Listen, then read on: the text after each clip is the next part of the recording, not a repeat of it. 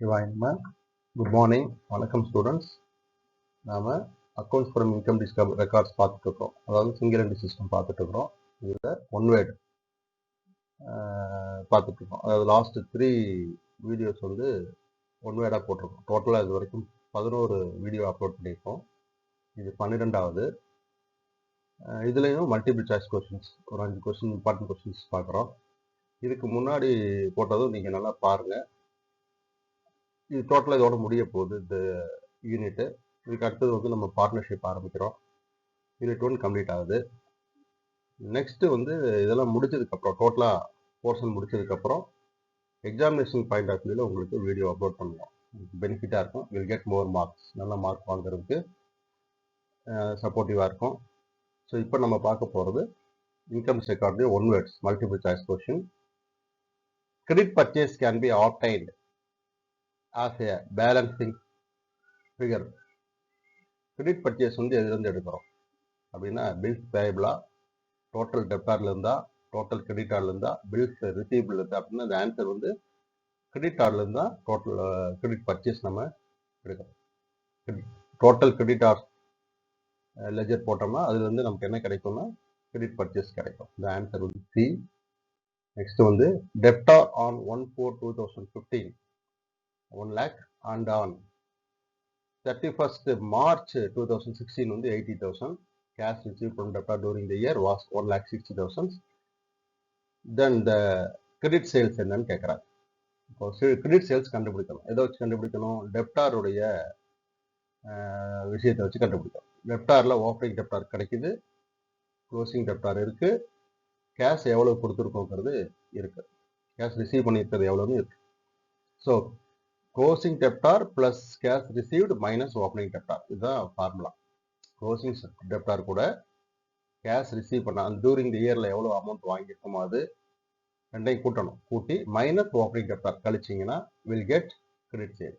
அப்போ இங்கே 1,60,000 cash receive பண்ணியிருக்கோம், 80,000 க்ளோசிங், டோட்டலாக 2,40,000 மைனஸ் 1 lakh ஓப்பனிங்கில் இருக்குது, கழிச்சிங்கன்னா 1,40,000 ஆன்சர். அப்போ answer B correct one. So credit sales அப்படிங்கிறது closing debtor plus cash receive from debtor minus opening debtor. இது இந்த ஃபார்முலா அப்ளை பண்ணிங்கன்னா will get the answer. Okay. Next, creditors on 1/1/2013 was 80,000 and on 31st December 2013 was 65,000. Cash paid to creditor was 1,10,000.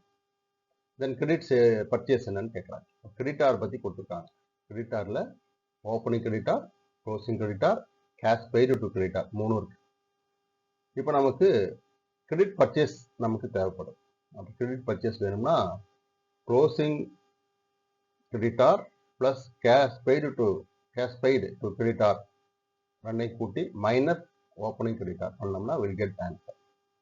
இந்த answer தான் purchase, credit purchase. So இங்கே பார்த்துட்டிங்கன்னா 1,10,000 plus 65,000 1,75,000 minus 80,000 95,000ங்கிறது answer. Answer B.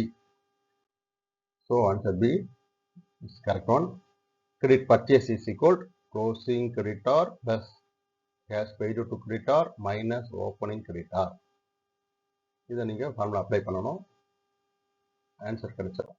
Next, generally dash and dash account R maintain under incomplete WNT system. எந்த அக்கௌண்ட்டை maintain பண்ணுறோம் incomplete WNT சிஸ்டத்தில் அப்படின்னு சொல்லணும்.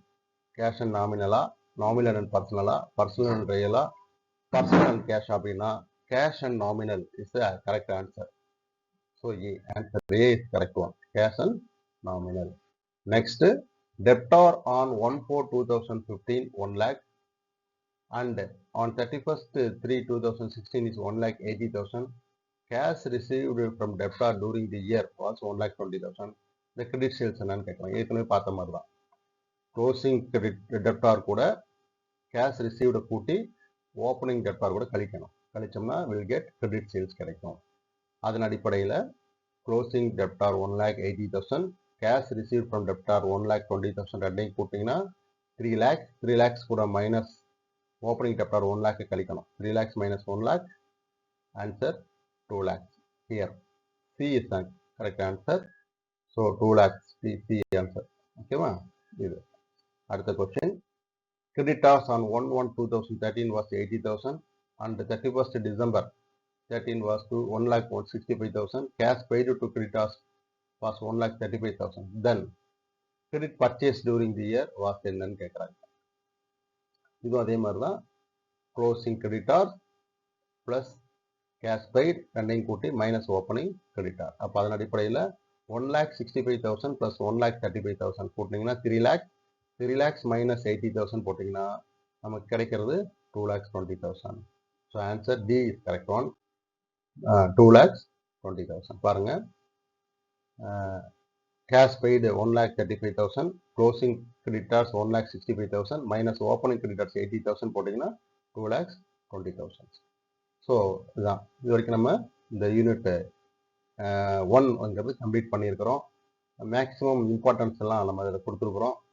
இதுக்கப்புறம் எக்ஸாமினேஷன் பாயிண்ட் ஆஃப் வியூவில் உங்களுக்கு நான் நிறைய வீடியோ போடுறேன். பட் எல்லாமே நான் யூனிட் கம்ப்ளீட் பண்ணிடுறேன். டோட்டலாகவே உங்களுடைய சிலபஸை கம்ப்ளீட் பண்ணிவிட்டு தென் உங்களுக்கு பப்ளிக் எக்ஸாம்ஸுக்கு தேவையான விஷயங்கள் எல்லாம் நம்ம அப்லோட் பண்ணி விடுறோம்.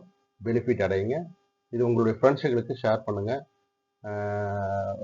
உங்களுடைய பெனிஃபிட்காக தான் நாங்கள் இதை அப்லோட் பண்ணிகிட்டு இருக்கோம். Thank you students. Thank you very much.